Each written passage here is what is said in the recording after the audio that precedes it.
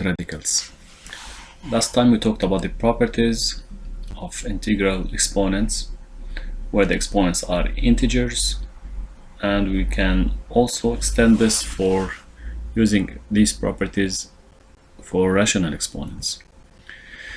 For any real numbers a and b and rational numbers r and s, we have a exponent r times a exponent s. So this is equal to a exponent r plus plus s. The second property is equal which is a to the power r, a exponent s equals a exponent r minus s, where a different from 0, and this is normal to have a different from 0 since we have a in the denominator. A exponent r, all of it exponent s.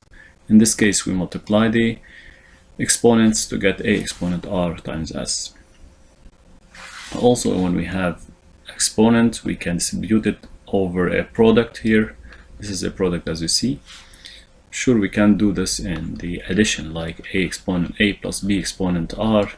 This is not equal to a exponent r plus b exponent r. So a over b exponent r, in this case also we can distribute the exponent over the fractions, over the product in these two cases, and over the fractions with the suitable condition for the denominator. In this property, a over b exponent minus r, when we have a negative exponent, we can make it positive by flipping the numerator and denominator, also under the suitable conditions. The last one is actually a consequence of part 6, and it is easy to notice that we can change the position of any number by putting it in the denominator to change the sign of the exponent only, not the base. So if you have 3 exponent minus 2, we can put it in the denominator. We just change the sign of the exponent and not the base. In the next slide, we have to start with the new title. At the end of this, we will be able to solve equations like x squared equals, let's say, any positive number 5, and the more advanced than this, solving equations like x cubed equals, let's say, 8. We have to find x, and with powers more than 3, we will see how. Okay. Now let me remind you by something, you should know it. We all know that 3 squared is 9, and also minus 3 squared is 9. Be aware about the square here is the square of minus 3 together with the minus. It's not like minus 3 squared, which is, as you know, here the square is for 3, just 3, so it will be minus 3 times 3, which is 9. But minus 3 squared, it's minus 3 times itself, which is plus 9.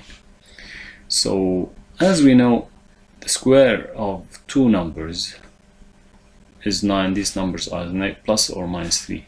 In this case, we say that 3 and minus 3 are the square roots. Why they are square roots? Since we are squaring the bases, which are 3 or minus 3, to get 9, the same number. In this case, if we have to solve equation like x squared equal 9, here the unknown is the base, as you see, then the roots or the solutions of this equation are 2 solutions and not just 3. Most of the students usually commit this mistake by saying that x squared equal 9, so x equal 3. This is partially true, but the second solution is negative 3. So we have to say that there are 2 solutions, x equal 3 or x equal negative 3. We can generalize this also by seeing another example. Similarly, we have 2 exponent 4 equals 16 and negative 2 exponent 4, which is even, as we said before. This is even, that's why we get minus 2 exponent 4 equals 16. And in this case, we say that 2 and negative 2 are what? Are they the square roots of 16? Here we have exponent 4. We are not squaring, so we are raising it to the power 4. In this case, we say that 16 has two fourth roots. 2 fourth roots of 16, which are -2 and 2. That's why when we need to solve the equation x exponent 4 equals 16, x exponent 4, so this is even, as you see. So you have to bear in mind that x can be either positive or negative. In this case, the fourth roots, the solutions of this equation will be 2 or -2. There is a certain notation for doing this. In the previous example, if we go back to the previous example, there we say usually x is, we write it like this, square root of 9, which is already 3. So 3 is the square root of 9. Or we can read this radical as square root. This kind of radical is square root. We talked about this previously when we write this kind of radical. The index here is, when we have nothing here, the index actually is 2, but usually we don't write it. And the second root is negative radical 9, or negative square root of 9, which is -3. But directly we can, if we know the answers, we can directly put 3 or -3 without writing the radical notation. In our case here also we can do it, but in different case we said that here we are raising to the power 4. That's why we have x is not radical 16. It will be the fourth root. So radical is root. Fourth root. Fourth, yeah, this means that the index, the order of the radical is 4. Fourth root of 16, or x is negative fourth root of 16. Here, fourth root of 16, we talked about this. You may use calculator or scientific calculator to calculate this, to get the answer of this, but we can think about it in this way. Look, fourth root of 16. 16 is, as you know, you have to think about a number whose with the power 4, and this number is known as 2 exponent 4. This means that 2 exponent 4 raising to the power 4, or raising radical fourth root of this number, means raising it to the exponent 1/4. We recall that nth root is actually raising a number here, a exponent 1/n, not to n, 1/n. Exactly like in that case when we have square root, so it's actually raising the base, the radicand, to the exponent half. And here, raising to the exponent 1/4, we get what? We will get 2. That's why we have this as one of the solutions. The second solution is x equal negative. Similarly, we can do the same calculation and we get -2. Okay. If it is not reducible, so we have to leave it, like fourth root of 5, which is irreducible. So in general, if we have a is a strictly positive real number and n is a non-zero natural number, you know what I mean by natural number, are the numbers that are like 0, 1, 2, 3 till infinity. And when we have, considering this equation, x exponent n equal a, n, as we said, n is something like 0, 1, 2, etc. If n equal 2 in this case, so we have the equation x squared equal a, and a is positive, then how many solutions do we have? We have actually 2 solutions, and the solutions are called what? Look, this is the squaring, so the solution will be square root. So this is the square root of the second side, the right side of the equation, which is, we can write it like just radical a without writing this notation, this index, or negative radical a, or the square root of a. In general, this is always true. only if a is positive. But what if a, and this is an example as we said, if a is negative, like in this case x squared equal negative 4.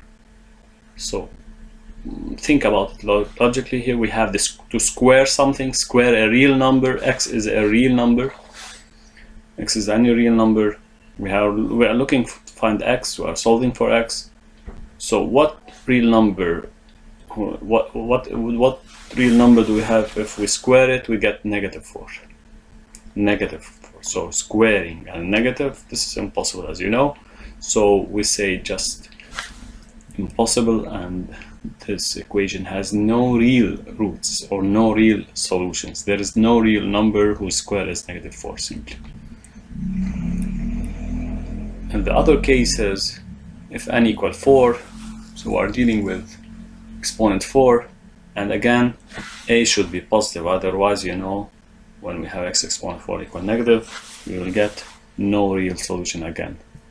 Then again we have two solutions, and the solutions will be the, what do we call this? The fourth root of a. We read it like this: fourth root of a, or negative fourth root of a. And we can see, as an example, we saw this before in the few minutes ago. We get x equal either 2 or x equal negative 2. Going to the exponent 3, which is an odd number, as you know.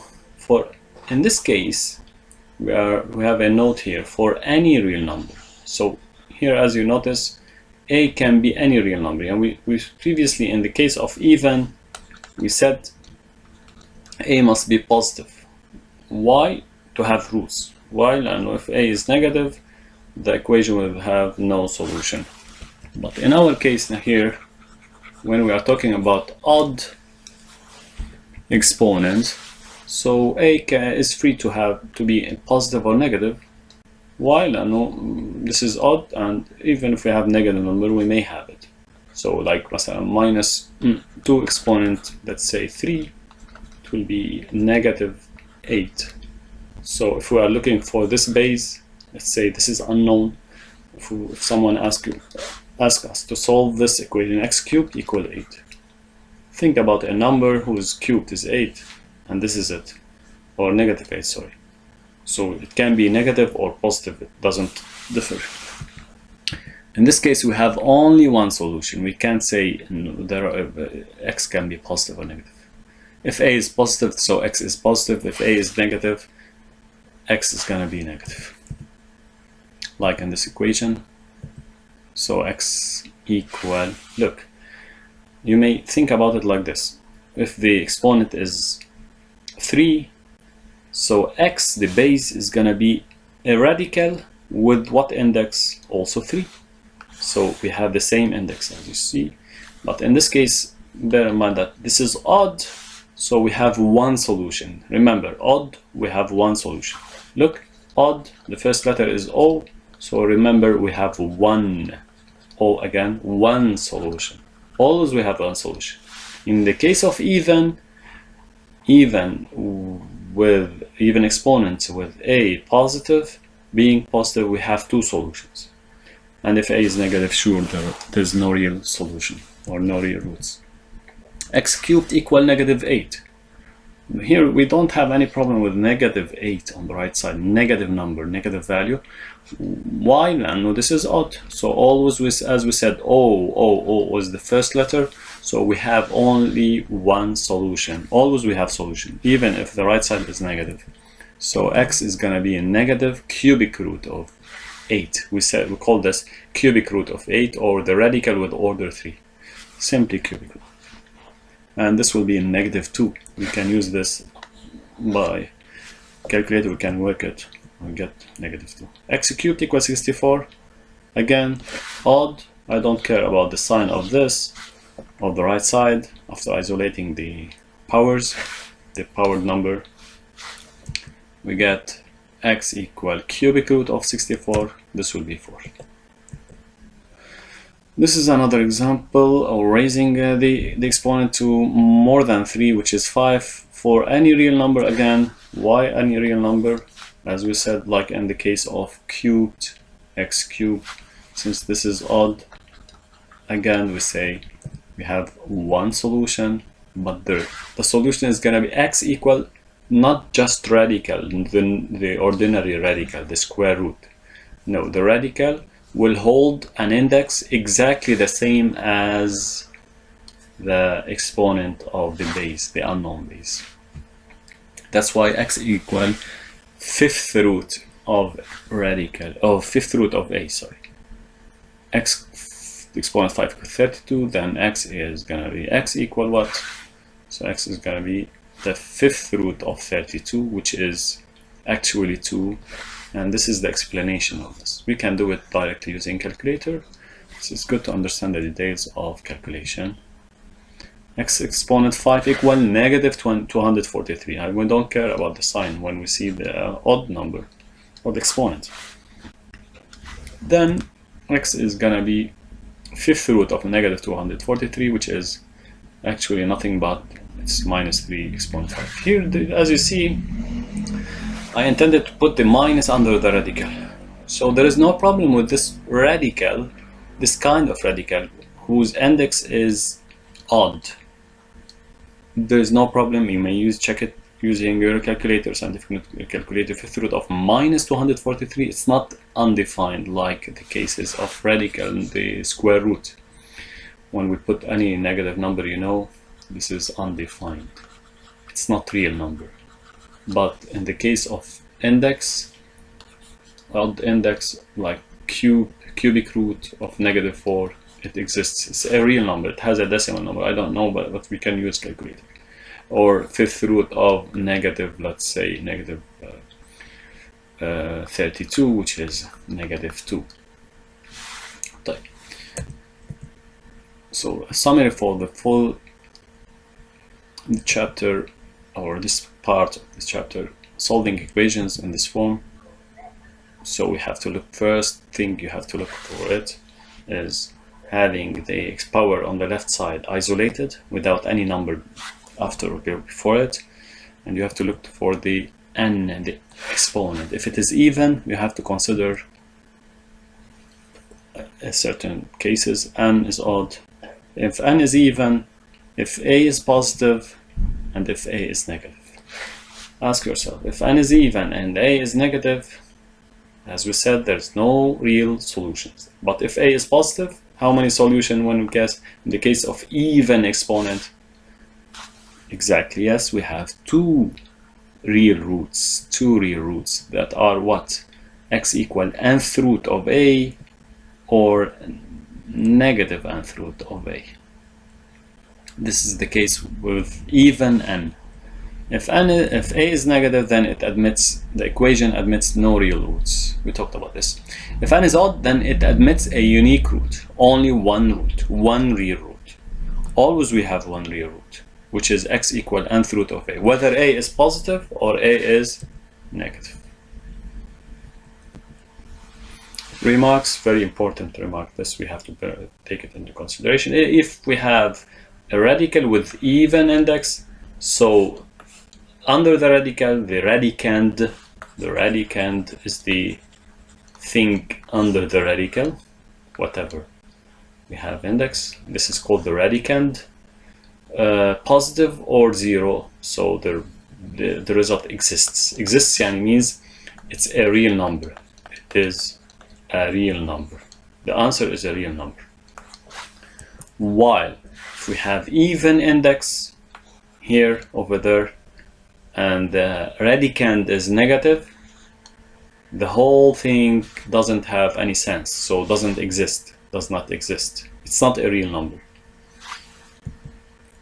Odd, and with odd index on the radical, so we can put under the radical whatever we have, like a cubic root. We talked about this, minus 4 cubic, fifth root of negative 1, or whatever, and so on. And also can be sure it can be positive. There's no problem with the positive. We are talking about we are concerned about the negative radicand. So properties, we know these properties in the square root, the nth root, can be applied the same with a positive b positive in order to ensure the existence. Also, radical a over radical b is equal to radical a over b, nth root of a. Similarly, we can use it. This is the generalization.